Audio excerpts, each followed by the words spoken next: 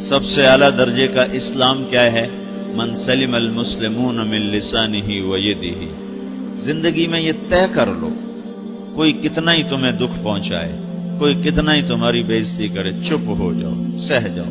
مرنے والے کی کیا عزت، کیا ذلت. میں نے تو مر کے دیکھا ہے اور مجھے یہ حدیث سمجھ میں آئی ہے بڑی اچھی طرح، موتو قبل ان تموتو، کہ مرنے سے پہلے مر جاؤ. اس وقت اگر میں مر جاتا تو مجھے کوئی گالیاں دیتا تو مجھے کیا نقصان تھا، اور مجھے کوئی نعرے لگاتا میرے لیے تو میرا کیا نفع تھا. تو مرنے سے پہلے مر جاؤ.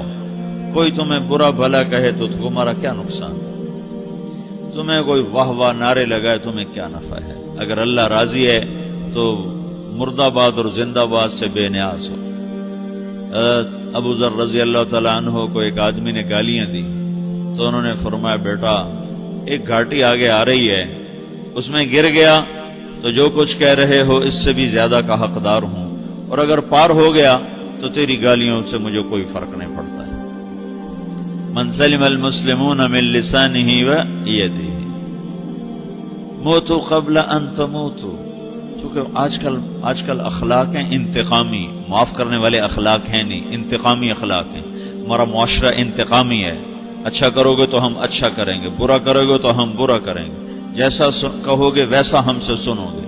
یہ ہمارا ماحول ہے، یہ ہمارا. ایک ماں کہہ رہی تھی دوسری ماں کو، میرے پترا کدی کسی نے وقت سلام نہیں کیتا. بڑے فخر سے کہہ رہی ہے، ہمارے اپنے گاؤں کی بات. میرے پترا کدی نہیں کسی نے وقت سلام کیتا، مائی جڑا کرے انہوں کریں دیں، جڑا نہ کرے انہوں پوچھ دے ہی کوئی نہیں. یہ وہ فخر سے کہہ رہی. جو سب سے بڑا عیب ہے وہ سب سے بڑا فخر بنا ہو. میرے پترا کدی نہیں کسی نے وقت سلام کیتا. جب ماں باپ نے یہ سبق دیا تو اولاد کا کیا قصور ہے.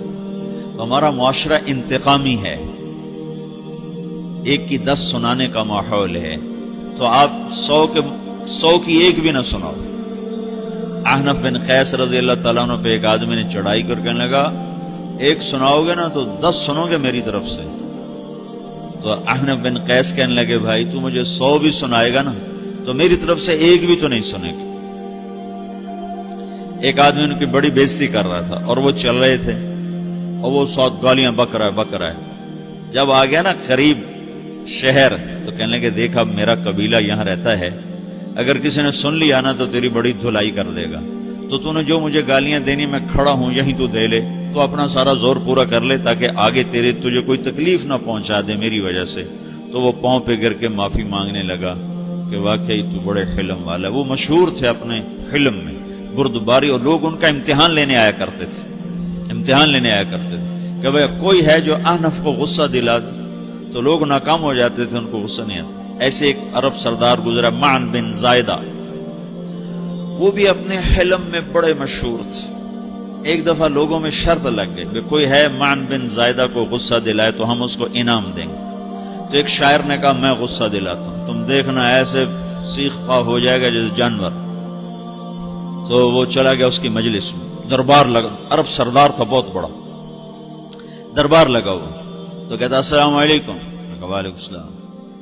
تو معن بن زائدہ پر ایک دور بڑے فقر کا گزرا تھا، پھر اللہ نے اس کو بہت بڑی سرداری دی، بنو عباس کا بہت بڑا یہ وزیر گورنر تھا. تو کہتا اتذکر اذ لحافک جلد شاۃ واذ نعلاک من جلد البعیر. کیوں بھائی تجھے یاد ہے جب تیرا بستر بکری کی کھال تھا اور تیرے جوتے اونٹ کی کھال کے تھے؟ تو کہنے لگا کیوں نہیں یاد، بھلا کوئی ماضی بھی بھولتا ہے.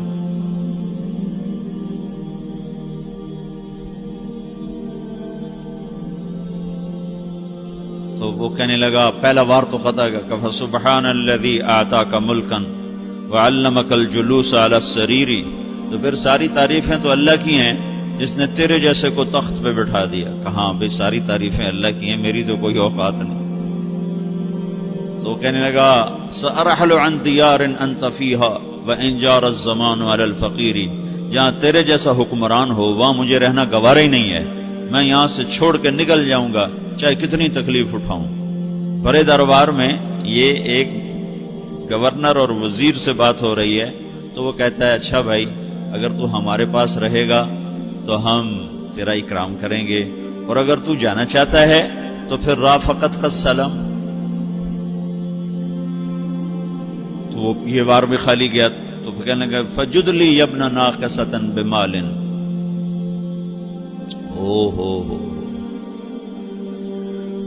او گندی ماں کے بیٹے مجھے کچھ عطا بھی کر، میں بغیر پیسے کے سفر کیسے کروں گا؟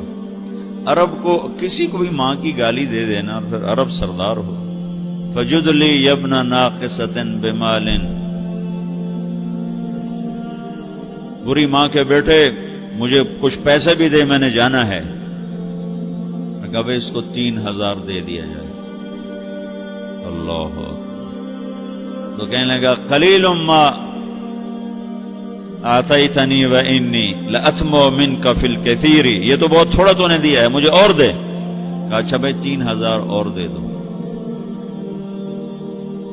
تو وہ شاعر کی بھی آنکھیں پھٹ گئیں. کہنے لگا اب ٹھہر جا ٹھہر جا، اب میں تیری اصل تجھے بتاتا ہوں.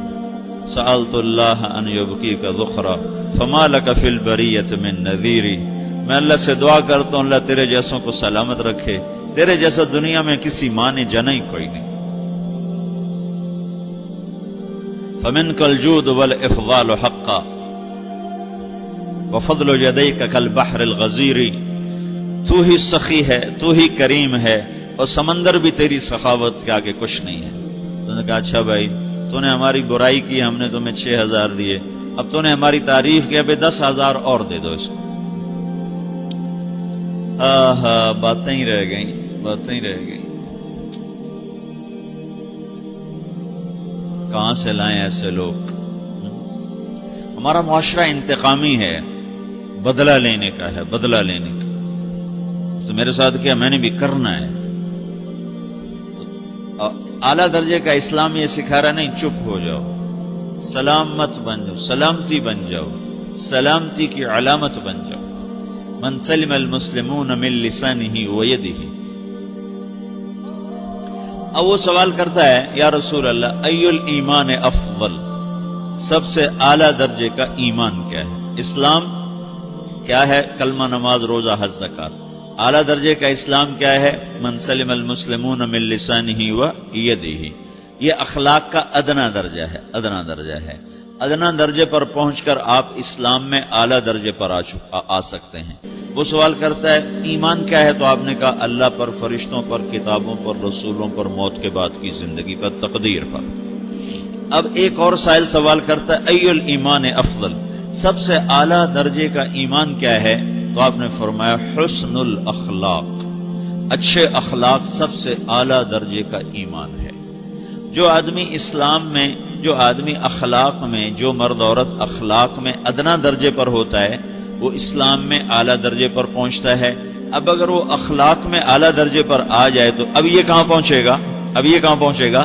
میرا نبی کہہ رہا ہے سب سے اعلیٰ درجے کا ایمان ہے حسن اخلاق، حسن اخلاق. ابو ہریرہ نے پوچھا یا رسول اللہ وما حسن الاخلاق، یہ بھی ایک اور حدیث ہے. یا رسول اللہ حسن اخلاق کیا چیز ہے؟ تو آپ نے 3 چیزیں فرمائی، تصل من قطعک وتعطی من حرمک وتعفو عمن ظلمک. جو تم سے توڑے نہ تم اس سے جوڑو. نہیں کرتا سلام نہ کریں. کوئی ہم چھوٹے باپ کے ہیں؟ ہم تو کبھی بھی نہ کریں، ہم تو کبھی بھی نہ منہ تھوکیں بھی نہیں ہم تو میرا نبی کہہ رہا ہے جو توڑے تم اس سے جوڑو، جو محروم کرے اس سے عطا کرو، جو زیادتی کرے اس سے درگزر کرو. یہ 3 کام جو عورت مرد کر لے گا یہ اخلاق کے اعلیٰ درجے میں ہے. جب یہ اخلاق کے اعلیٰ درجے پر پہنچتا ہے تو پھر میرا نبی کیا بشارت دیتا ہے؟ ادنا درجے پر پہنچ کر تو اعلیٰ مسلمان کی بشارت ہے، اور اخلاق میں اعلیٰ درجے پر پہنچ کر میرا نبی کہتا ہے کاد الحلیم ان یکون نبیا، اعلیٰ اخلاق والا بس نبی بنتے بنتے رہ جاتا ہے. اعلیٰ اخلاق والا ایسے ہے جیسے کہ نبی، قریب ہے کہ وہ نبی بن جائے. یہ تو ہے نا ترجمہ، لیکن ہم ہمارے اردو میں کہتے ہیں وہ نبی بنتے بنتے بنتے رہ گیا. کیا مطلب؟ کہ اس میں اور نبی میں صرف نبوت کا فرق رہ جاتا، باقی وہ سب کچھ حاصل کر لیتا ہے. تو یہ سارے دین کا میں نے آپ کو خلاصہ بتایا ہے کہ میری آپ کی ضرورت ہے کہ میرا اسلام اعلیٰ درجے کا ہو، من سلم المسلمون من لسانہ و یدہ، میرا ایمان اعلیٰ درجے کا ہو،